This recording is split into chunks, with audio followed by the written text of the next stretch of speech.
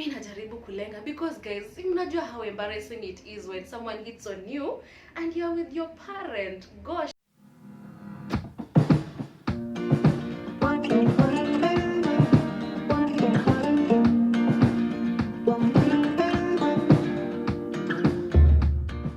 Hello good people, welcome to the Rays of Sunshine with Liz. And guys, first of all, I want to say a big thank you so much to everyone who participated in the Father's Day video. I know I forgot to say it on the previous video, but anyway, thank you so much. So this video is a story time of me and my dad and the beautiful memories that we share. And in case you're new to this video, karibu sana. Here's where we have fun and spread the sunshine. So now I have 3 very beautiful memories of my dad. I've written them down, okay? So the history yetu iflow, okay? One is when I was very young, a baby, okay, not a baby, but a child, okay? I was in lower primary, nursery to lower primary, somewhere there. Then the other one is when I was an adolescent, from 2-3 thereabout, or yeah, from 2-3 apple. Then the other one is when I was a young adult. The last one I will give you these stories sequentially, all right? This one of when I was a young adult is very touching, very touching. If I don't know, I might just cry. No, I'm not emotional like that. So first story. By the way, I was so dumb when I was a child. Ujinga, unajua ule mtoto mwenye hashiki kitu. Ice cream. Ice cream. No. This is how I used to write my letter is. Yeah, you can now tell how. And I struggled with writing the letter. Na sasa unajua, in nursery school, it's quite tricky because, you know, you start with writing the alphabet and then you go to writing your name. I think that is one of the first exercises you do in nursery school, is writing your name, okay? So my name starts with a what? With an E. Do you know how I used to fail those exams in nursery? Aki nilikuwa na fail. Nilikuwa natokea huko na lead from the back. The second year of nursery school, okay? That's when everything started changing, you know. My dad used to promise me stuff, you know, if you improve like this, if you do like this, I'm going to buy you a bicycle, and he accomplishes it. Do you know how much that encourages a baby or a child, a growing child? So every time we would set targets with him, is like, utoke number 20, ufike number 10, nitakubaiya dress, and he does that. Ukitoka number 10, ufike number 5, I'll buy you shoes. He does exactly that. Wacha sasa nianze kuwakia the number 1 position. I struggled. Do you know my cue? By the time I was getting to class 2 or class 1 second term, I was already like number 1 in my class, all right? And I never let go of that position. Shout out to every other academic competitor of mine. I love you all. I miss you guys. I miss the competition, the healthy competitions we had back then in school. There's this time, nikafika class 4, that's when the multiplication tables zinakuwa introduced, yeah? I was struggling, guys. So, see, nimeshawambia I had already gotten to number 1 in class. So there came a guy, Frank Dennis, shout out. He was on my neck, he was on my case. So anytime, okay, if I was number 1, he was number 2. If I was number 2, he was number 1. Like, the competition was so strong, alright? So, ikafika class 4, things are beginning to get serious, you know? I don't want to lose this competition. I don't want, sitaki anishinde, nifanye aje. Multiplication table is either class 3 or 4, somewhere there. So, multiplication table ilikuwa imenishinda, you guys. Like, I couldn't get nini inaendelea kwa hizi tables. You remember the multiplication table, right? So, do you know what my dad did or said to me? He told me, he gave me a plain or just a multiplication table with random numbers, all right? And he told me, if you fill this table to the latter and you fill it completely, I'm going to give you 100 bob. You guys, 100 shillings, that was in 2013 or 2014, not 20, 203, 204, 203, 204. 100 bob was everything. Do you know I used to save the entire year for 100 shillings? Ya kukula pesa ya Christmas. You remember those days? Hey, good old days, man. So my dad promised me, if you fill this multiplication table, I'm going to give you 100 bob. And I was like, nah, can't be, that's impossible. 100 bob. Kwani wewe ni nani? Wewe kwani umekuwa Sonko wa Nairobi? Kuna. But I was like, but my dad always keeps to his word, always does what he promises. So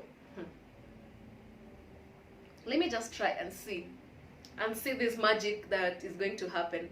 So nikangangana the whole day, my queue. I just told my mom, please mom, I'm working on something very important.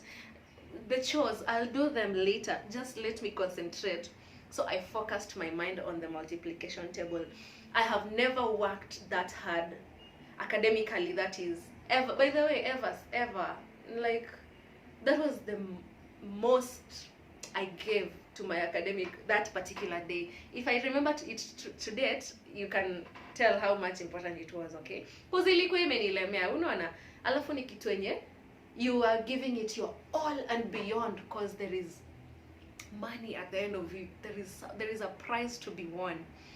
So nikangangana the whole day. I didn't even eat. I was like, no, I need to get this right. Nikangangana, and true to that, you know what my dad did? God bless you, Dad, man. I'm not an emotional person. After like completion of the entire thing, I gave my dad the multiplication, complete multiplication table, and he marked it 100% correct. Do you know what my dad gave me? He gave me 200 shillings, you guys. What? 200 shillings, the savings that I would make in 1 year, my dad doubled them in a single day because I passed his test, you know. I have never forgotten about that, ever in my life. And actually my dad is my dad is the one who taught me how to save and how to, manage my finances. He's an accountant, by the way, professionally. So from a very tender age, my dad got me a bank account, a Jumbo Junior. You guys know Jumbo Junior from the Cooperative Bank, yes? Yeah, very early, I think in class 3 or 4 thereabout, I started saving. And he used to teach me the how to save, and the importance of saving, and the importance of setting targets financially and meeting them. Dad, I just love you so much. Yani, I wouldn't wish for any other father, Before I start getting emotional, I'm not an emotional person. Sips tea. Moving on to the next story. When I was an adolescent. Second story. Wah, hii ni funny. Hii nayo ni funny. Now, I was in not class, but form 2-3 hapo. Kidosho kaanza kuumbika, kidosho marination imeanza, God ameanza kucheza kama yeye. Aroma TV kidogo, So at that age, you get a lot of, watu wameanza kuapproach. Boys have started becoming naughty around you. It's the stage you are getting to funny letters. By the way, kuna siku nitawasomea hizo letters, mtapasua yenu yote. So I had gone to visit my grandmama. My dad, he works in a different town, and that town is where my grandma lives. So I had gone to visit my grandma, okay? Siku ingine nimesema tu, mimi miss dad, let me go say hi to my father, alright? So I go to his office. It was heading to lunch. So he was taking me to some restaurant so that we have some lunch, okay? So, and how we are there, and then you see now the streets of that town are narrow. It's not like many people can, like, you can't walk 2 people heading to the same side and 2 people to it's one pass. If you are going to that side, those ones going to the left, one lane, those ones coming down this other side, okay? So since it's my dad who was taking me for lunch and he knew where we were going, he was leading and I was following. You get that picture? So tuko hapo tumefuatana. Then from nowhere, from the blues, some guy just, you know, approached me. Unaona when you say wanga, like if a guy is hitting on you, like he's behind you, you can't see, but he's like I hate when guys do that. Stop it. In a bow. So nasikia tu excuse. Mi najaribu kulenga because guys, mnajua how embarrassing it is when someone hits on you and you're with your parent. Gosh, it's usually so embarrassing. So this guy has insisted, excuse. Then I think he paced up to catch up with me, all right? So he's like, hi, let's call this guy unusual name, John. Let's say John. So he catches up with me. He's like, hi, naitwa John, unaitwa? Niko like, kanyagia msee, just cause I didn't want to like tell him up front that this is my dad, you know. So he's like, unaitwa? I'm like, no, I'm sorry, I'm not interested. No, it's okay. Unaendaje, unafika wapi? Where are you going to? I'm like, I've told you, sir, I'm not interested. I'm sorry. So he's like, no, I can buy you lunch. I don't remember if he was of my age or if he was older. It was just some random guy, you know. I can't even remember his face. So he's like, I can buy you lunch. I'm like, I've said I'm not interested. And by the way, this is my dad, and I'm going to tell him if you insist on this. I thought he was going to panic or something. The nigga didn't panic. He was just there. He was like, okay, sawa basi do hivi kama mko na mbio. If you're in a hurry, then let me have your number, then we can communicate later. You know how they do it. So I'm like, gosh, stop it. I've already told you I'm not interested and this is my dad. And at that point already, you know my dad can hear. See at he had. I should have said this at the beginning of this story. My dad is the shyest. If there is anything like shyest, kuna sasa wenye wako juu ya shyest. My dad is there. My dad is, wow, babangu ako shy, you know. He only gets guts, aki, one for the road. I've been driving for over 20 years. Then you come and you talk very big nonsense to me. It's actually does not make eye up. So in that So see, my dad could not hear because you know how you can be walking the two of you. If you are leading from the front, see you are that front uko by meters. No, go to mbele kidogo. So if someone is talking to the person you're with, you can hear them, or you can even, you know, see from your. My dad could see and hear, but alikuwa amelenga hiyo story. Ni kama hata yuko na mimi. So ilipofika hiyo stage, I was like, Dad, huyu mtu ananisumbua. Dad, this guy is, you know, is disturbing me. And hey, I thought my dad was going to stand and defend me. He just turned and kept walking.